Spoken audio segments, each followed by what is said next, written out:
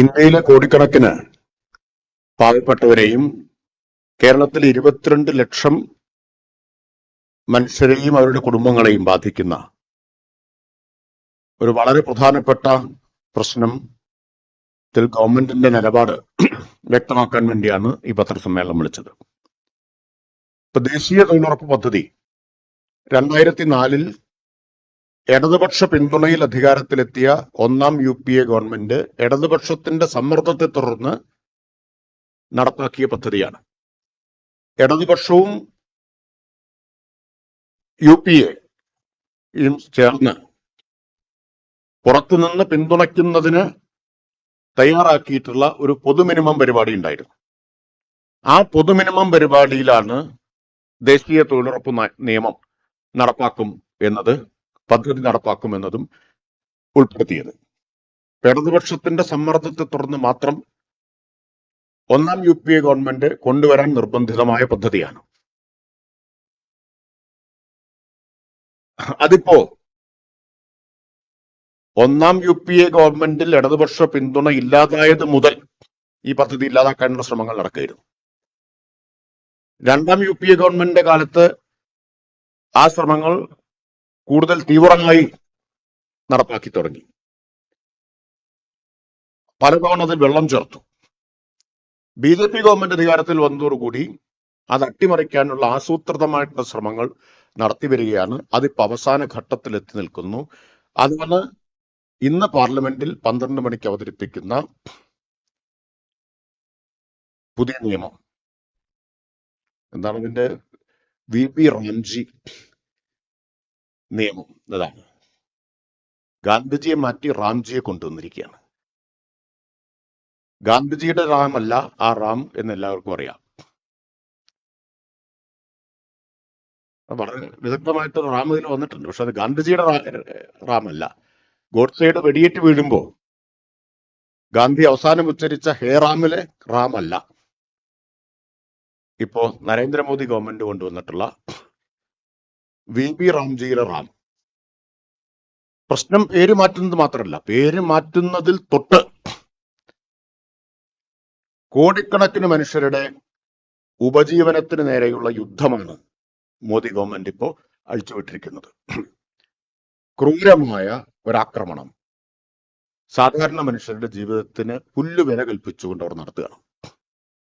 അപ്പോഴാണ് ചിലര് ഇത് വെറും ഒരു പേരുമാറ്റത്തിന്റെ പ്രശ്നമായിട്ട് അവതരിപ്പിക്കാൻ ശ്രമിക്കുന്നത്. ഇന്നിപ്പോ ഒരു പത്രത്തിന്റെ മുഖപ്രസംഗം വായിച്ചപ്പോ ഒരു വരി ഈ പദ്ധതി കൊണ്ട് കോടിക്കണക്കിന് മനുഷ്യർ, കേരളത്തിൽ 22 ലക്ഷം ആളുകൾക്കുണ്ടാവുന്ന, അത് അട്ടിമറിക്കുന്നുകൊണ്ട് ഉണ്ടാവുന്ന നഷ്ടത്തെക്കുറിച്ച് ഇല്ലേ ഇല്ല. വിചിത്രമായിരിക്കുന്നു എന്ന് അതിനെപ്പറ്റി സാന്ദർഭികമായി പറയാനുള്ളൂ. ഇവിടെ എന്തെല്ലാമാണ് ഇതിലെ പ്രധാനപ്പെട്ട പ്രശ്നങ്ങൾ? ഒന്ന്, 40% ഇനി മുതൽ സംസ്ഥാനങ്ങൾ വഹിക്കണമെന്നാണ്. നിലവിൽ മുഴുവൻ കേന്ദ്ര ഫണ്ടിംഗ് ആണ്. നിയമം അങ്ങനെയാണ്. 2004 പാസാക്കിയ നിയമം അങ്ങനെയാണ്. ഇപ്പൊ അത് 40% സംസ്ഥാനങ്ങളുടെ തലയിലാക്കിയിരിക്കുന്നു. ഇപ്പോ കേരളത്തിന് ശരാശരി 4000 കോടിയാണ് ഒരു വർഷം കിട്ടുന്നത്. ശരാശരി 40% വഹിക്കണം എന്ന് പറയുമ്പോൾ 1600 കോടി രൂപ ഓരോ വർഷവും സംസ്ഥാനത്തിന്റെ ബാധ്യതയായിട്ട് അടിച്ചേൽപ്പിക്കപ്പെടുകയാണ്. ഇപ്പൊ പാർലമെന്റ് പാസാക്കിയ ഒരു നിയമപ്രകാരം കേന്ദ്രം പൂർണ്ണമായിട്ട് ഉത്തരവാദിത്വമുള്ളൊരു പദ്ധതി ഏതാണ്ട് പകുതി ഇപ്പൊ സംസ്ഥാനത്തിന്റെ തലയിൽ വെച്ച് കിട്ടിയിരിക്കുന്നു. മാത്രമല്ല, ചെലവ് പകുതി സംസ്ഥാനങ്ങൾ എടുക്കണം, പക്ഷെ വ്യവസ്ഥയെല്ലാം കേന്ദ്രം തന്നെ തീരുമാനിക്കും. പേര് മുതൽ എല്ലാ വ്യവസ്ഥയും, എല്ലാ കേന്ദ്രാവിഷ്കൃത പദ്ധതികളുടെയും കാര്യത്തിൽ മോഡി ഗവൺമെന്റ് സ്വീകരിച്ച നിലപാടാണ്. ഇത് സംസ്ഥാനങ്ങളുടെ ധനപരമായിട്ടുള്ള അവകാശങ്ങൾക്ക് നേരെയുള്ള ആക്രമണം കൂടിയാണ്. ഇപ്പോ ഈ ഗവൺമെന്റ് അധികാരത്തിൽ വന്ന ശേഷമാണ് 90-10 എന്ന അനുപാതം കേന്ദ്രാവിഷ്കൃത പദ്ധതികളുടെ കാര്യത്തിൽ ആദ്യം 75-25 ആക്കി, 60-40 ആക്കി, ചിലതിൽ 50-50 ആണ്. നേരത്തെ കേന്ദ്രാവിഷ്കൃത പദ്ധതികളിൽ 90% കേന്ദ്രത്തിന്റെ ഉത്തരവാദിത്തമായിരുന്നു. മോദി ഗവൺമെന്റ് വന്നപ്പോ അത് 75-25 ആക്കി ആദ്യഘട്ടം, പിന്നെ 60-40 ആക്കി. ഇപ്പൊ അമൃത് 2, അതുപോലെ സ്മാർട്ട് സിറ്റി ഒക്കെ 50-50 ചില പദ്ധതികളിൽ പേരവർ നിശ്ചയിക്കും, വ്യവസ്ഥകൾ അവർ നിശ്ചയിക്കും. ചിലതിൽ ഫണ്ടിങ്ങിനും ചിലതിലല്ല, മിക്കവാറും എല്ലാത്തിനും ബ്രാൻഡിങ്ങും നിർബന്ധം. ആരുടെ? കേന്ദ്രത്തിന്റെ ബ്രാൻഡിങ്ങും. ഇപ്പൊ സംസ്ഥാന അവകാശങ്ങൾക്ക് നേരെ നടത്തുന്ന നഗ്നമായിട്ടുള്ള കടന്നാക്രമണത്തിന്റെ, ഒരു മര്യാദയുമില്ലാത്ത കടന്നാക്രമണത്തിന്റെ മറ്റൊരു ഉദാഹരണം കൂടിയാണിത്. ഇപ്പൊ കേരളത്തെ സംബന്ധിച്ച് 1600 കോടി രൂപയുടെ അധിക ബാധ്യത നമുക്ക് വരും. പിന്നെ ഈ നിയമത്തിൽ, ഒറിജിനൽ നിയമത്തിൽ, മൂല നിയമത്തിൽ തൊഴിൽ നൽകാൻ കഴിയാത്ത സാഹചര്യത്തിൽ അലവൻസും വൈകുന്നതിൽ, വേതനം കൊടുക്കാൻ വൈകിയാൽ നഷ്ടപരിഹാരത്തിനും വ്യവസ്ഥയുണ്ട്.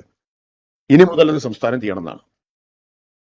കേന്ദ്രം നടപ്പാക്കുന്ന പദ്ധതിയിൽ ഈ പറഞ്ഞ പ്രശ്നങ്ങൾ വന്നാൽ നഷ്ടപരിഹാരം കൊടുക്കേണ്ടത് സംസ്ഥാനത്തിന്റെ ഉത്തരവാദിത്തമാക്കി മാറ്റുന്നു.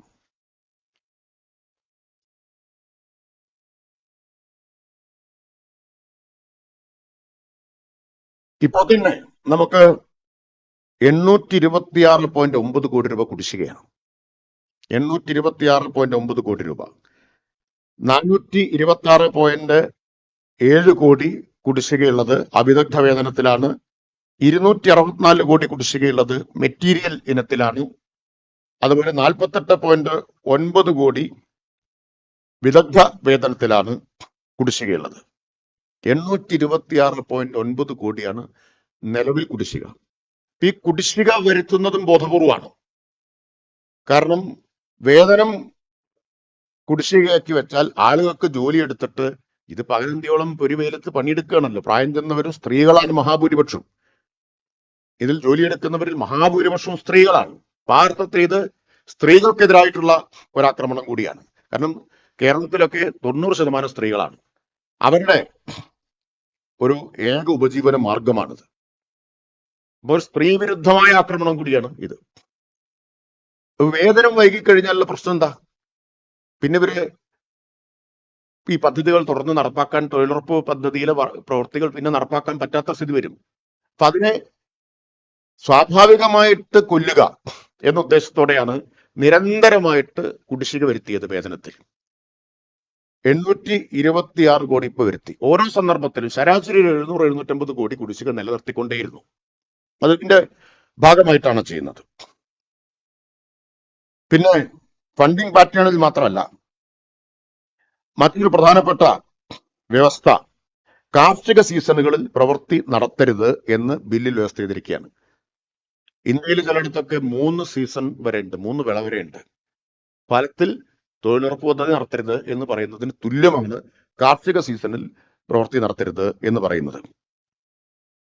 60 ദിവസം വരെ ഇങ്ങനെ തൊഴിൽ ഒഴിവാക്കാം എന്ന നിർദ്ദേശം ബില്ലിൽ ഉൾപ്പെടുത്തിയിരിക്കുകയാണ്. 60 ദിവസം വരെ.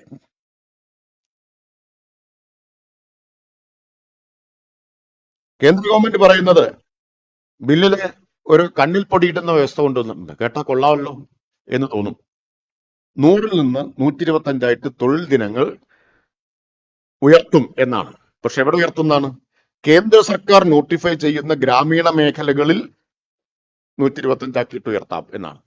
നോട്ടിഫൈ ചെയ്യാനുള്ള അധികാരം ആർക്കാണ്? കേന്ദ്ര ഗവൺമെന്റിനാണ്. പക്ഷെ ആ ബില്ലിൽ തന്നെ സെക്ഷൻ 5(1) പറയുന്നുണ്ട്, സംസ്ഥാനത്തെ എല്ലാ ഗ്രാമപഞ്ചായത്തുകളും നോട്ടിഫൈ ചെയ്യപ്പെടണമെന്നില്ല. കേരളത്തിലൊക്കെ പല ഗ്രാമപഞ്ചായത്തുകൾക്കും നഗര സ്വഭാവമൊക്കെ ഉള്ളതുകൊണ്ട് വലിയ തോതിൽ നോട്ടിഫൈ ചെയ്യപ്പെടാതെ പോകും. അപ്പൊ യഥാർത്ഥത്തിൽ ഈ പഞ്ചസാരയിൽ പുരട്ടിയൊരു വിഷമാണ് ഈ വ്യവസ്ഥ. 125 ആക്കും എന്ന് കാണുമ്പോൾ ഇത് കൊള്ളാം എന്ന് തോന്നും. പക്ഷേ നോട്ടിഫൈ ചെയ്യാനുള്ള അധികാരം കേന്ദ്രത്തിനാണ്. മാത്രമല്ല എല്ലാം നോട്ടിഫൈ ചെയ്യണമെന്നില്ല എന്നും ബില്ലിലുണ്ട്. അപ്പോ വളരെ കുറച്ചെണ്ണം നോട്ടിഫൈ ചെയ്ത് എണ്ണം പരിമിതപ്പെടുത്താനുള്ള നീക്കം കൂടിയാണ് ഇവരെ നടത്തിക്കൊണ്ടിരിക്കുന്നത്. നേരത്തെ തന്നെ ആധാർ ബേസ്ഡ് പേയ്മെന്റ് സിസ്റ്റം ഉണ്ട്, ABPMS. അത് സംബന്ധിച്ച ആശങ്ക കേരളം അറിയിച്ചതാണ്. ഇപ്പൊ വിദൂര തൊഴിലിടങ്ങൾ, ആദിവാസി മേഖല, ഇത് ആദിവാസി മേഖലയൊക്കെയാണ് ഏറ്റവും കൂടുതലായിട്ട് തൊഴിലുറപ്പ് പദ്ധതി നടപ്പാക്കുന്നത്.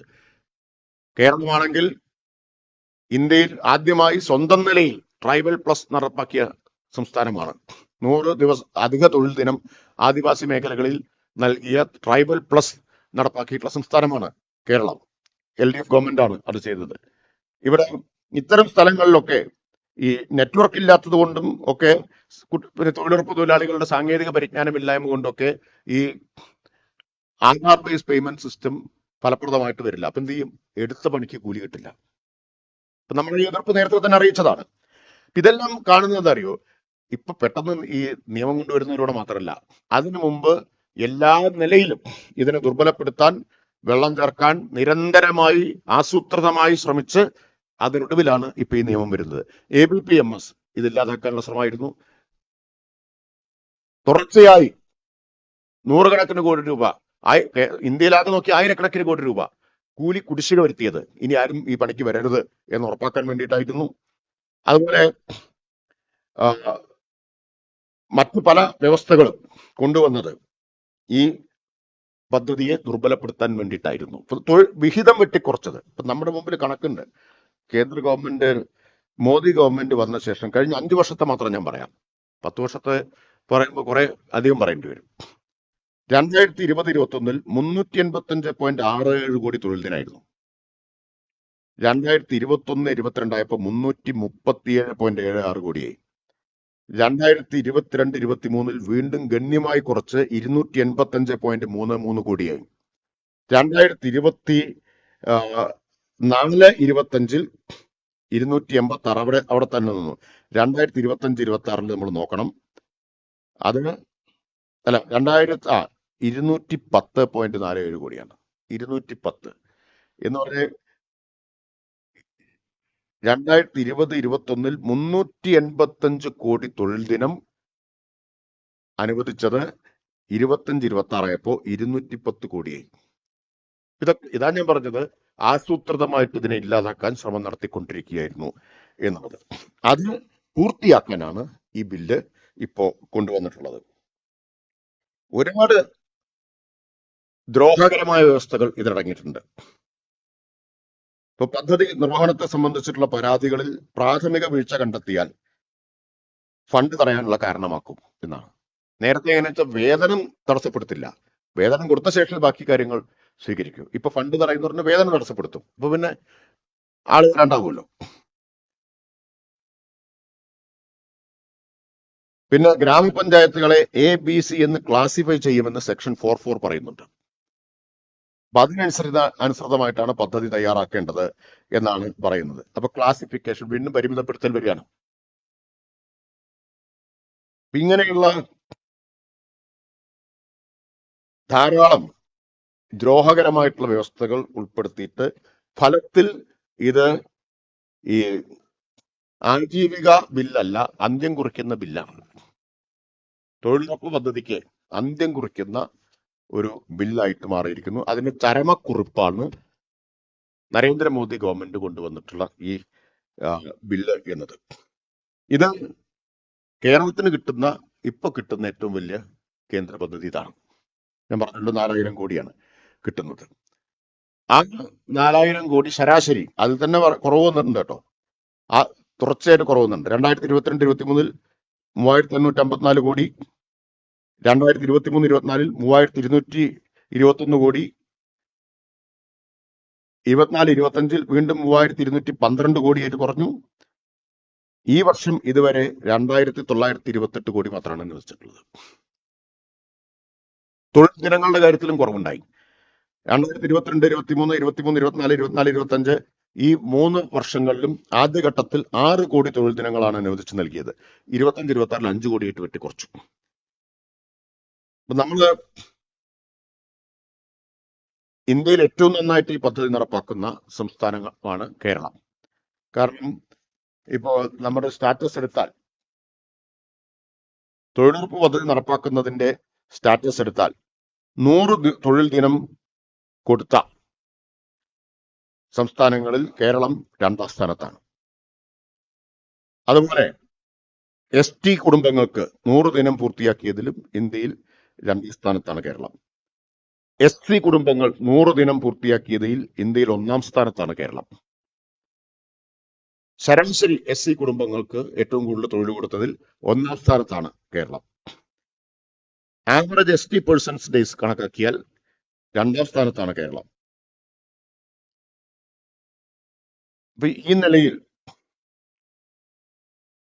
നമ്മള് ഇന്ത്യയിൽ ഏറ്റവും നന്നായി തൊഴിലുറപ്പ് പദ്ധതി നടപ്പാക്കുന്നു. മാത്രമല്ല ഏറ്റവും കാര്യക്ഷമമായും അഴിമതിയില്ലാതെയും നടപ്പാക്കുന്ന സംസ്ഥാനവും കേരളമാണ്.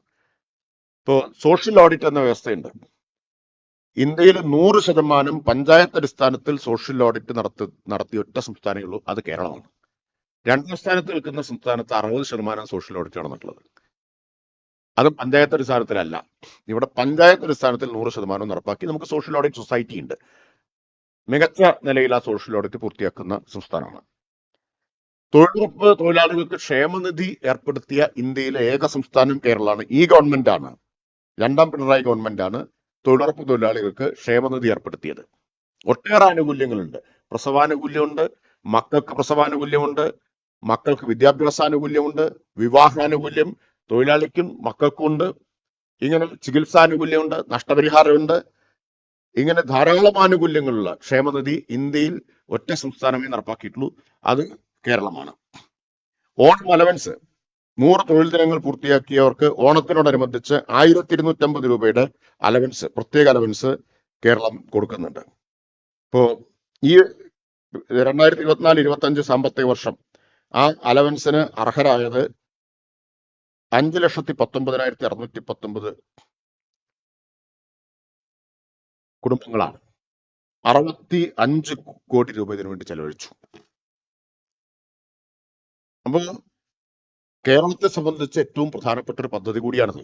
ഇന്ത്യയിൽ ഏറ്റവും നന്നായിട്ട് നടപ്പാക്കുന്ന സംസ്ഥാനമാണ് കേരളം. അതാണ് ഇവിടെ അട്ടിമറിക്കുന്നത്.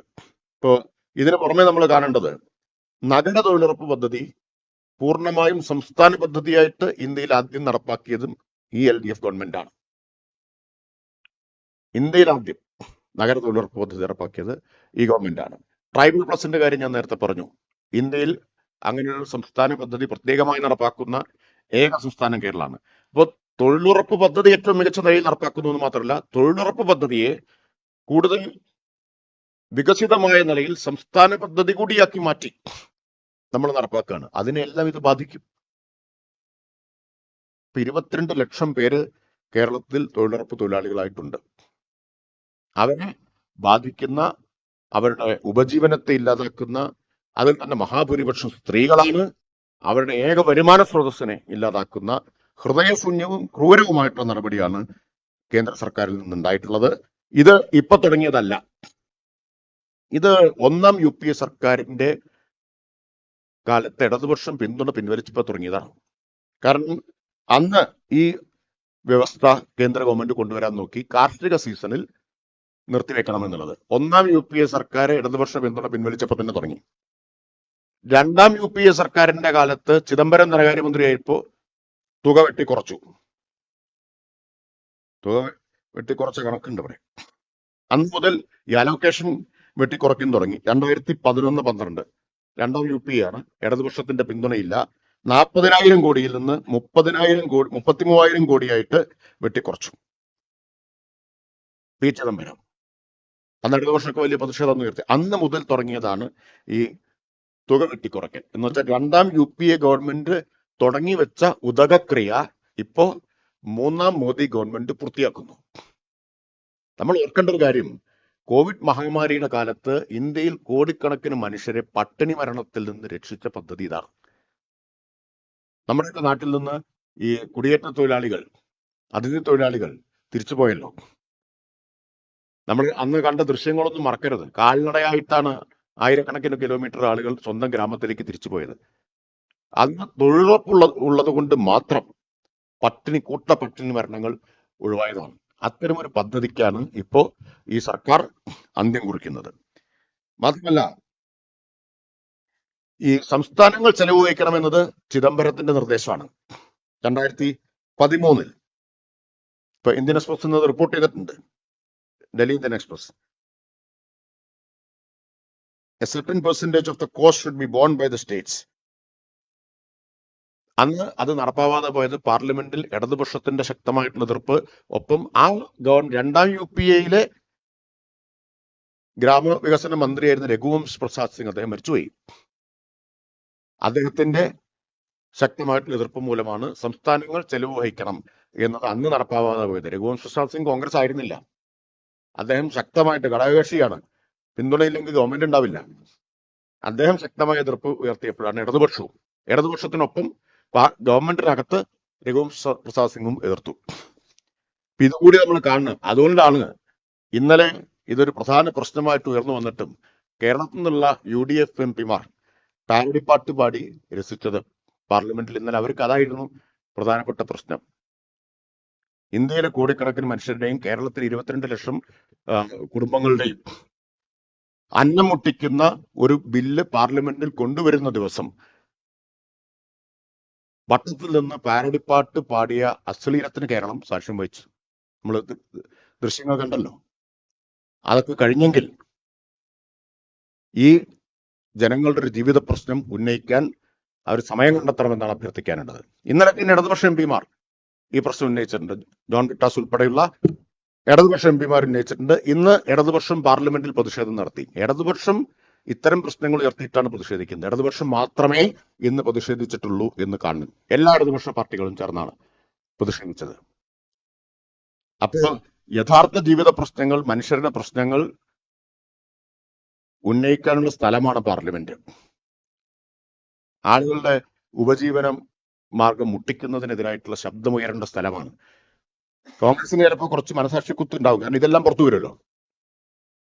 ചിദംബരത്തിന്റെ കാലത്ത് തുക വെട്ടി കുറച്ചതും അന്ന് തന്നെ സംസ്ഥാനങ്ങൾ ചെലവ് വഹിക്കണമെന്ന് നിർദ്ദേശം വെച്ചതും അതുപോലെ കാർഷിക സീസണിൽ പണി നിർത്തിവെക്കണം എന്ന് അന്ന് അവർ പറഞ്ഞതും ഒക്കെ പുറത്തു വരും എന്നതുകൊണ്ടായിരിക്കണം ആ പ്രശ്നം ഉന്നയിക്കാൻ മടിക്കുന്നത്.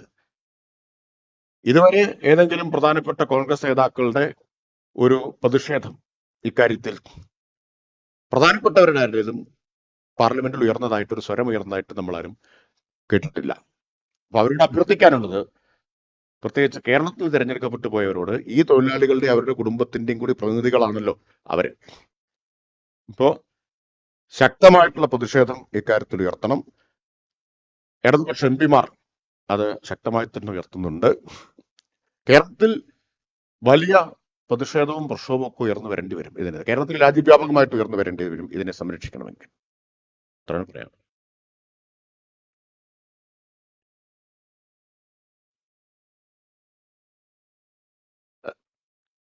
അല്ലെ, എല്ലാ സാധ്യമായ മാർഗങ്ങളും ആലോചിക്കും. എല്ലാ മാർഗങ്ങളും ആലോചിക്കും. ഇല്ല, ഇപ്പൊ അവരുടെ ഘടകകക്ഷികൾ തന്നെ ഇക്കാര്യത്തിലുള്ള ആശങ്ക അറിയിച്ചല്ലോ. ചന്ദ്രബാബു നായിഡുവിന്റെ പാർട്ടി ഈ സംസ്ഥാനങ്ങൾ ചെലവ് വഹിക്കണം എന്ന കാര്യത്തിൽ ആശങ്ക അറിയിച്ചു. അത് എന്ന് പറഞ്ഞാൽ ഇതാർക്കും ബോധ്യപ്പെടാത്ത കാര്യമാണെന്നാണ്. ഒപ്പം നിൽക്കുന്നവർക്ക് തന്നെ ബോധ്യപ്പെടാത്തതാണ്. സംസ്ഥാന സർക്കാർ ബാക്കി കാര്യങ്ങൾ സാധ്യമായതെല്ലാം ഇക്കാര്യത്തിൽ ആലോചിക്കും. ഇന്നലെയാണ് ഈ ബില്ല് വന്നത്. ഇന്നത്തെ ആദ്യത്തെ പ്രതികരണമാണ്.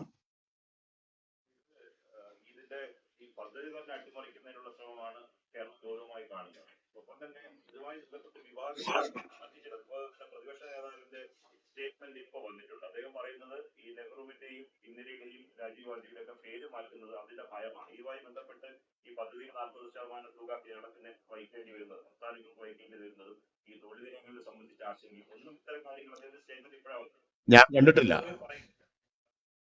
അതിനകത്ത് അവസാനം അദ്ദേഹം തൊഴിൽ പദ്ധതിയിൽ നിന്ന് മഹാത്മാവിന്റെ പേര് വെട്ടിയാൽ അദ്ദേഹത്തിന്റെ ആശയങ്ങൾ വിസ്മൃതിയിലാകുമെന്ന് കരുതുന്നവർ വിഡ്ഢികളുടെ സ്വർഗത്തിലാണ്. കേന്ദ്ര നീക്കത്തെ രാജ്യം ഒറ്റക്കെട്ടായി പ്രതിരോധിക്കും.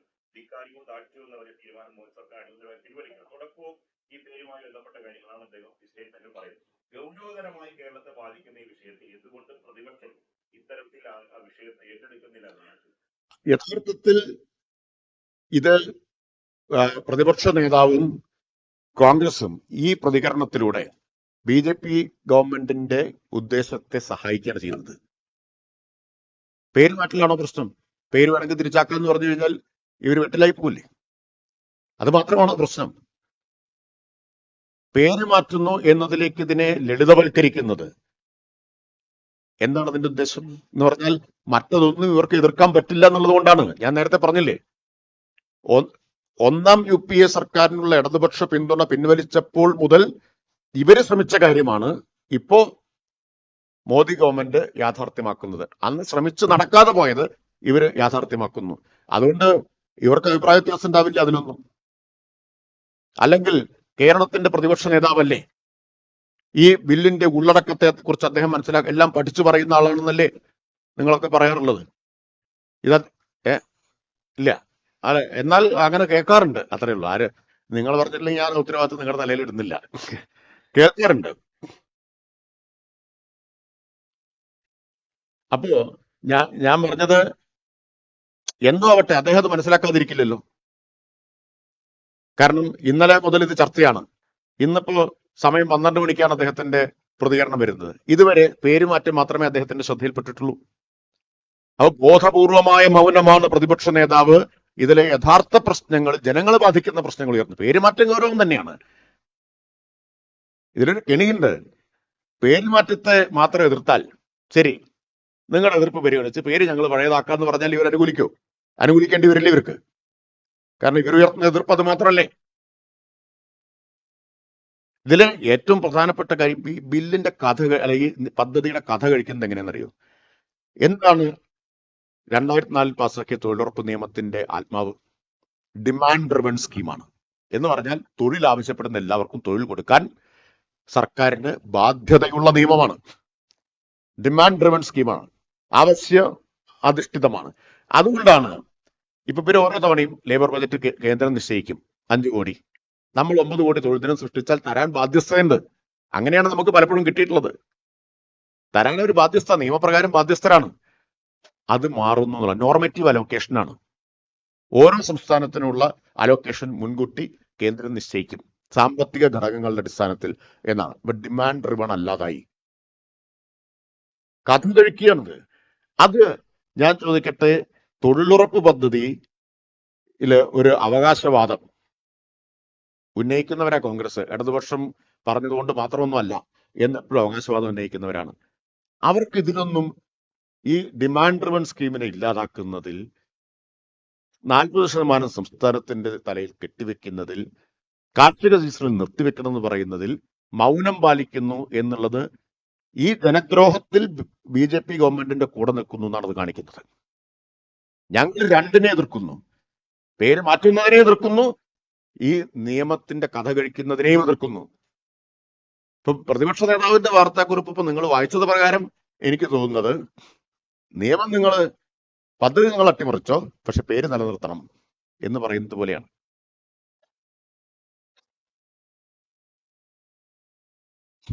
നോക്കും എല്ലാ സാധ്യതമായ രീതി. അതിന്റെ വിശദാംശങ്ങളിലേക്ക് ഇപ്പൊ പോയിട്ടില്ല. എന്തെല്ലാം എന്നുള്ളത് ആലോചിക്കും. അത് ബഹുമാനപ്പെട്ട മുഖ്യമന്ത്രിയായിട്ടൊക്കെ ആലോചിച്ച് എല്ലാ സാധ്യമായ കാര്യങ്ങളും ചെയ്യും.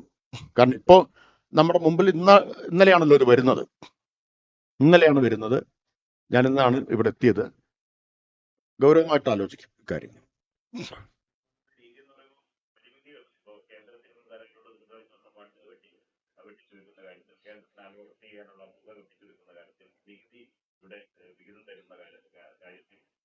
കേന്ദ്രത്തിൽ നിന്ന് ലഭിക്കേണ്ട അരിയും മറ്റ് ഭക്ഷ്യധാന്യങ്ങളും നൽകുന്ന കാര്യത്തിൽ എല്ലാത്തിനും കേന്ദ്രം പൂർണ്ണമായി കേരളത്തെ അവഗണിക്കും. എന്ത് ഓപ്ഷനാണ് സംസ്ഥാന സർക്കാരിന്റെ? ഇത് ഇപ്പൊ തൊഴിലുറപ്പിന്റെ കാര്യത്തിൽ വരുമ്പോ കേരളത്തിന്റെ മാത്രമല്ലല്ലോ പ്രശ്നം, ഇന്ത്യയിൽ എല്ലാവരും ബാധിക്കുന്ന പ്രശ്നമാണ്. അപ്പോ ഇക്കാര്യത്തിൽ അത്തരം സാധ്യതകൾ കൂടി നമ്മൾ ആലോചിക്കേണ്ടി വരും. ബാധിക്കുന്ന എല്ലാ സംസ്ഥാനങ്ങളും ഒരുമിച്ച് അണിനിരക്കേണ്ടി വരും. ഇപ്പൊ BJP ഇതര സംസ്ഥാനങ്ങളെല്ലാം ഒരുമിച്ച് അണിനിരക്കാൻ മുന്നോട്ട് വരുന്നതാണ് പ്രതീക്ഷിക്കുന്നത് ഇത്തരം ഒരു കാര്യത്തിനെതിരെ. ഇത് കർഷക സമരത്തിന് സമാനമായിട്ടുള്ള പ്രക്ഷോഭം ഇന്ത്യയിൽ ഉയർന്നു വരാൻ ഇടയാക്കുന്ന ഒരു നീക്കമാണ് കേന്ദ്ര ഗവൺമെന്റ് നടത്തുന്നത്. കർഷക സമരത്തിന് സമാനമായിട്ടുള്ള, കാരണം കോടിക്കണക്കിന് മനുഷ്യരുടെ ഉപജീവനാണ് ഇല്ലാതാവുന്നത്. നമ്മുടെ മുമ്പിൽ അനുഭവം ഉണ്ടല്ലോ. കാർഷിക നിയമങ്ങൾ 3 മൃഗീയ ഭൂരിപക്ഷം ഉപയോഗിച്ച് പാർലമെന്റിൽ അടിച്ചേൽപ്പിച്ചിട്ട് ഒരു സമരത്തിലൂടെ 3 പിൻവലിക്കേണ്ടി വന്നില്ലേ? ആ അനുഭവമൊക്കെ നമ്മുടെ മുമ്പിലുണ്ട്. ചരിത്രത്തിൽ നിന്നുള്ള അങ്ങനെയുള്ള ചില പാഠങ്ങൾ ഉപയോഗിക്കേണ്ട, പകർത്തേണ്ട സന്ദർഭമാണ്. ഈ തൊഴിൽ ദിനങ്ങൾ നിശ്ചയിക്കുന്നതിൽ ഉള്ള തീരുമാനം അത് ഈ സംസ്ഥാനങ്ങൾക്കുള്ള അധികാരം എടുത്തു മാറ്റപ്പെടും. അതിലൊരു ദുരൂഹതയും അവർക്ക് സ്വാധീനമുള്ള സംസ്ഥാനങ്ങളിൽ ഇത് ദുരുപയോഗം ചെയ്യുന്നുള്ള ആശങ്ക കൂടി സംസ്ഥാനത്തിൽ തീർച്ചയായിട്ടും ഉണ്ട്. ഇത് വ്യാപകമായി ദുരുപയോഗം ചെയ്യപ്പെടാൻ ആവശ്യമായത്ര പഴുതുകളുള്ള വ്യവസ്ഥകളാണ് ഇതിൽ ഉൾപ്പെടുത്തിയിട്ടുള്ളത്. ഈ ഗവൺമെന്റിന്റെ ചരിത്രം നമുക്കറിയാലോ. കാരണം അവര് ഒന്ന് പറയുകയും നേർ വിപരീതമായിട്ട് പ്രവർത്തിക്കുകയും ചെയ്യുന്നവരാണ്.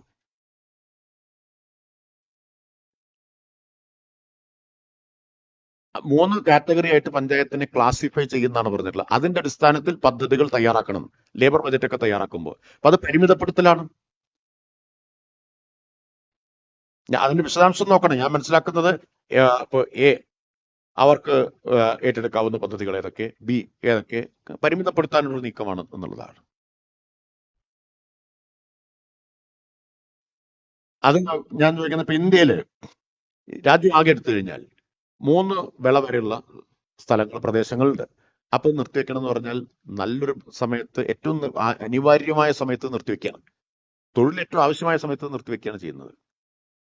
അപ്പൊ അതും പരിമിതപ്പെടുത്തലാണ്. എന്ന് വെച്ചാൽ ഈ തൊഴിൽ ദിനങ്ങളെ പരിമിതപ്പെടുത്താനുള്ള പല നീക്കങ്ങളാണ് ഈ ഗവൺമെന്റ് നടത്തിക്കൊണ്ടിരിക്കുന്നത്.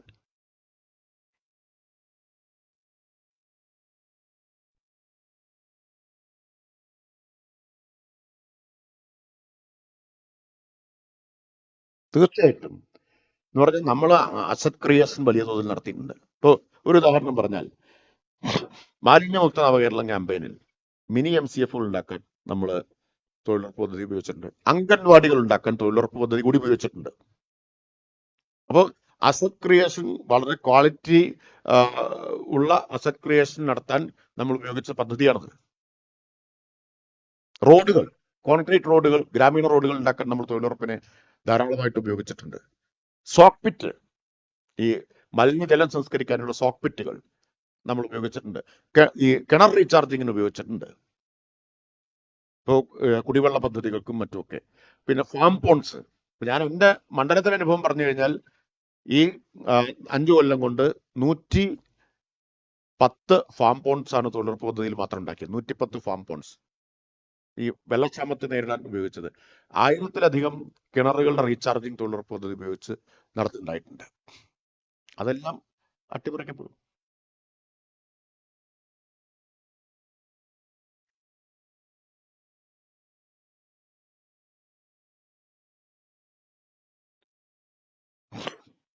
അതിന് പരിമിതി ഉണ്ടായിരുന്നില്ല നേരത്തെ. ഇപ്പൊ ക്ലാസിഫൈ ചെയ്യുമ്പോൾ പരിമിതപ്പെടുത്തുകയാണ്.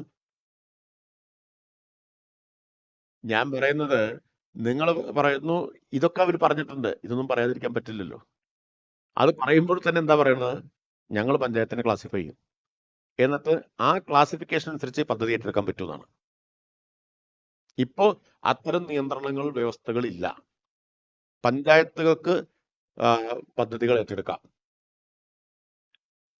ലേബർ ബജറ്റ് ഡിമാൻഡ് ഡ്രിവൺ ആണ്. ഏറ്റവും പ്രധാന കാര്യം ഡിമാൻഡ് ഡ്രിവൺ അല്ലാതാവുന്നതോടുകൂടി പദ്ധതി കഥ കഴിഞ്ഞു. അതാണ് എൻ്റെ.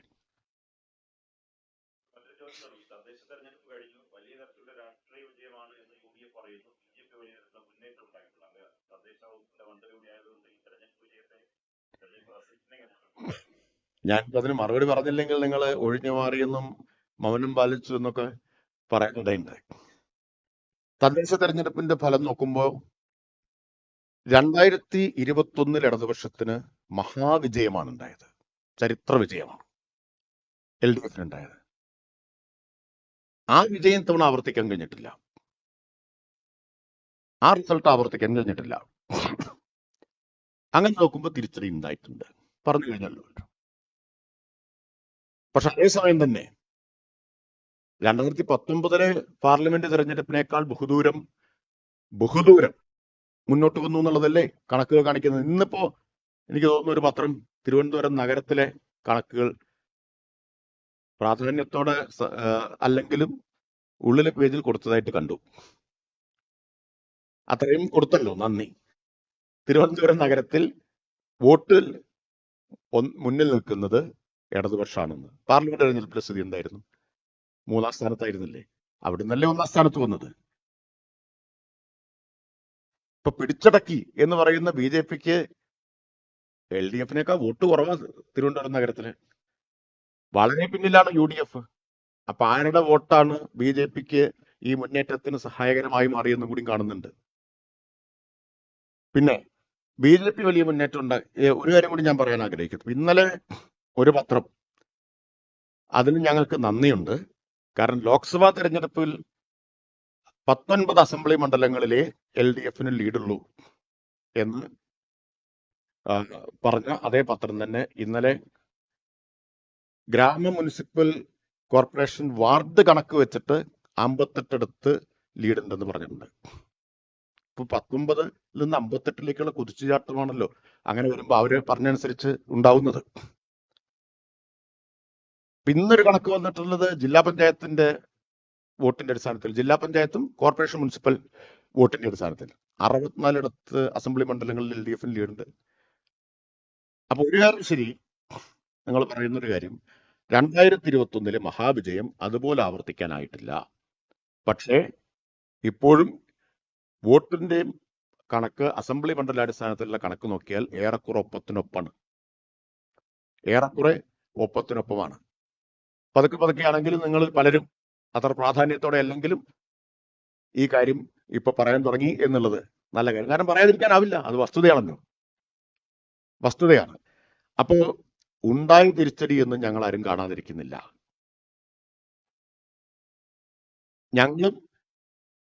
നിങ്ങളും പ്രതീക്ഷിച്ച, ഒരുപക്ഷെ പ്രതിപക്ഷവും പ്രതീക്ഷിച്ച വലിയ വിജയം ഇത്തവണ ആവർത്തിക്കാൻ പറ്റിയിട്ടില്ല എന്നുള്ളത് ശരിയാണ്.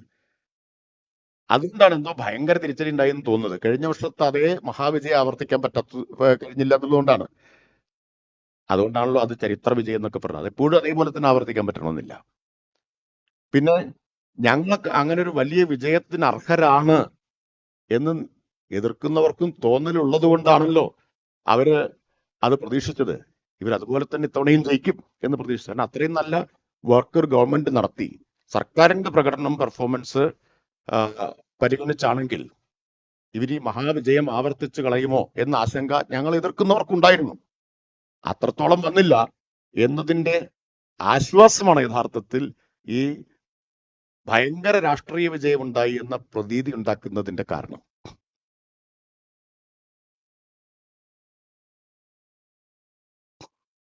അതെ, ഞാൻ പറയാൻ കണക്ക് അത് പറഞ്ഞു നന്നായി. തൃത്താലയിലെ ഇന്നലത്തെ പത്രത്തിന്റെ കണക്ക് എങ്ങനെയാണെന്ന് അറിയാമോ? വാർഡ് അടിസ്ഥാനത്തിലുള്ളതാണ്. വാർഡ് അടിസ്ഥാനത്തിൽ നമുക്ക് എല്ലാവർക്കും അറിയാം രാഷ്ട്രീയ മാനദണ്ഡമേ അല്ല പ്രധാനമായിട്ടും വരുന്നത്, വളരെ കുറച്ചേ ഇത് വരുന്നുള്ളൂ. ജില്ലാ പഞ്ചായത്തിന്റെ കണക്ക് തൃത്താലയിലുണ്ട്. തൃത്താല മുനിസിപ്പാലിറ്റി ഇല്ലാത്ത മണ്ഡലമാണ്. ജില്ലാ പഞ്ചായത്തിന്റെ കണക്ക് നോക്കുമ്പോൾ 867 വോട്ടിന്റെ നേരിയ മേൽക്കൈ മാത്രമേ അവിടെ ഉള്ളൂ. അപ്പം അത് വെച്ചൊക്കെ ആഘോഷിക്കുന്നവർക്ക് തീർച്ചയായിട്ടും ആഘോഷിക്കാനുള്ള അവകാശമുണ്ട്. അല്ല, അത് വാർഡ് വെച്ചിട്ടുള്ള കണക്കാ. ഞാൻ പറഞ്ഞു ജില്ലാ പഞ്ചായത്ത് വരുമ്പോൾ ഇനിയും കൂടുന്നു എന്നാണ് ഞാൻ പറഞ്ഞത്. ജില്ലാ പഞ്ചായത്തിൽ വരുമ്പോൾ 58 64 ആവുന്നു. അതുകൊണ്ടാണല്ലോ അതെടുക്കാതിരുന്നത്. ഇപ്പൊ ഇന്നലെ എന്തുകൊണ്ടാണ് വാർഡിന്റെ കണക്കെടുത്തത് ആ പത്രം എന്നത് വളരെ വ്യക്തമാണ്. കാരണം UDF പരമാവധി സഹായകരമായിട്ടുള്ള കണക്ക് അതേ ഉള്ളൂ എന്നുകൊണ്ടാണ്. ജില്ലാ പഞ്ചായത്തിന്റെ കണക്കെടുത്താലോ 64 എന്ന് പറയേണ്ടി വരും. അപ്പൊ ഈ മഹാവിജയം എന്ന പ്രതീതി അതോടുകൂടി പൊളിയും. അല്ലെങ്കിൽ വലിയ രാഷ്ട്രീയ വിജയം ഉണ്ടാക്കി തൂത്തുവാരി എന്നൊക്കെയുള്ള പ്രതീതി അതോടുകൂടി പൊളിയും. പക്ഷെ നമ്മുടെ ഇന്നത്തെ കാലത്ത്, പ്രത്യേകിച്ച് ഈ കമ്മ്യൂണിക്കേഷൻ ടെക്നോളജിയും സോഷ്യൽ മീഡിയ ഒക്കെ വികസിച്ചൊരു കാലത്ത് ഈ കണക്കുകളൊക്കെ അധികകാലം മൂടി വെക്കാൻ പറ്റില്ല. ഈ യാഥാർത്ഥ്യം മൂടി വെക്കാൻ പറ്റുമോ? അപ്പൊ ആ പ്രതീതി 48 മണിക്കൂർ കൊണ്ട് അവസാനിച്ചിരിക്കുന്നു കേരളത്തിൽ. ഈ പറഞ്ഞതിനർത്ഥം ഞങ്ങൾക്ക് തിരിച്ചടി ഉണ്ടായിട്ടില്ല എന്നുള്ളതല്ല. പക്ഷേ UDF വലിയ രാഷ്ട്രീയ വിജയം ഉണ്ടായി എന്ന പ്രതീതി 48 മണിക്കൂർ കൊണ്ട് അസ്തമിച്ചിരിക്കുന്നു. കണക്കുകൾ തെളിയിക്കുന്നുണ്ട്. കഴിഞ്ഞ ദിവസങ്ങളിൽ വിജയത്തിന് ശേഷവും അങ്ങയുടെ വകുപ്പുമായി ബന്ധപ്പെട്ട് ഈ തെരുവ് നായ്ക്കളുടെ വിഷയമാണ് BJP രണ്ടാമതും പറയുന്നത്. ഇപ്പം നിയുക്ത മേയർ ആകാൻ കരുതുന്ന ഒരാൾ കഴിഞ്ഞ ദിവസം ബൈറ്റ് 24 മണിക്കൂർ കൊണ്ട് അവർക്ക് പരിഹരിക്കാവുന്ന വിഷയമാണ്. കേന്ദ്ര സർക്കാരുമായി ബന്ധപ്പെട്ടുള്ള പ്രോജക്റ്റ് ഉണ്ട്, അത് ഈസിയായി നഗരത്തിലെടുക്കാം എന്നാണ് പറയുന്നത്. അങ്ങനെ ഒരു പ്രോജക്റ്റ് ഇന്ത്യയിലെ സുപ്രീം കോടതിയിൽ കേസ് വന്നെന്നുണ്ടാ? കേരളത്തിലൊക്കെ പ്രശ്നം കൊണ്ടല്ലല്ലോ വന്നത്. BJP ഭരിക്കുന്ന സംസ്ഥാനങ്ങളിലൊക്കെ 24 മണിക്കൂർ കൊണ്ട് അവർ പരിഹരിച്ചിരുന്നെങ്കിൽ നമുക്കത് പകർത്താൻ ഒരു വിരോധം ഉണ്ടായിരുന്നില്ല. അവിടെ ഇന്ത്യയിൽ എത്രയോ നഗരങ്ങളിൽ BJP ഭരിക്കുന്നുണ്ടല്ലോ, എത്രയോ സംസ്ഥാനങ്ങൾ ഭരിക്കുന്നുണ്ടല്ലോ. അവിടെയൊന്നും ഈ പ്രശ്നമില്ല. കേരളത്തിൽ മാത്രമുള്ളൊരു പ്രശ്നമായിരുന്നു എങ്കിൽ ഈ പറയുന്നത് മനസ്സിലാക്കുക. ഇവരെവിടെയാണ് 24 മണിക്കൂർ കൊണ്ട് ഇത് പരിഹരിച്ചത്? ഡൽഹി, മോദി അമിത്ഷായൊക്കെ ഇരിക്കുന്ന സ്ഥലമല്ലേ ഡൽഹിയിലെ കേസല്ലേ സുപ്രീം കോടതിയുടെ മുമ്പിൽ വന്നത്, അല്ലേ? രാജ്യ തലസ്ഥാനത്ത് പട്ടിയെ പിടിച്ചിറങ്ങി നടക്കാൻ പറ്റാത്ത സ്ഥിതിയെക്കുറിച്ച് സുപ്രീം കോടതി തന്നെയല്ലേ റിപ്പോർട്ട് പരാമർശിച്ചത്. എന്താണ് ആളുകൾ വിഡ്ഢി? ഇതിപ്പോ ഈ തിരുവനന്തപുരത്ത് ഒളിമ്പിക്സ് നടത്തും എന്ന് പറഞ്ഞതിനേക്കാൾ വലിയ തമാശയായിപ്പോയി. എന്തായാലും ആ ഒളിമ്പിക്സ് കാണാൻ കാത്തിരിക്കുകയാണ് ഞങ്ങളെല്ലാവരും. എന്ത് ഒളിമ്പിക്സ് ആയിരിക്കും എന്നാണ് എനിക്കറിയാത്തത്. ഏത് കാര്യത്തിലായിരിക്കും ഒളിമ്പിക്സ് നടത്താൻ പോകുന്നത്?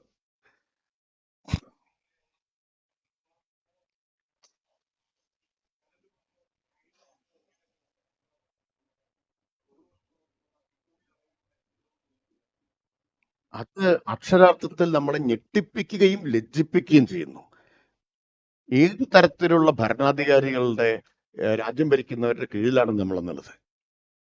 ഇപ്പൊ ബാറ്റിൽഷിപ്പ് പൊട്ടൻകിൻ എന്ന് പറഞ്ഞാൽ അടൂർഗോപാലകൃഷ്ണൻ, ബഹുമാനായ അടൂർഗോപാലകൃഷ്ണൻ പറഞ്ഞു വളരെ ശരിയാ.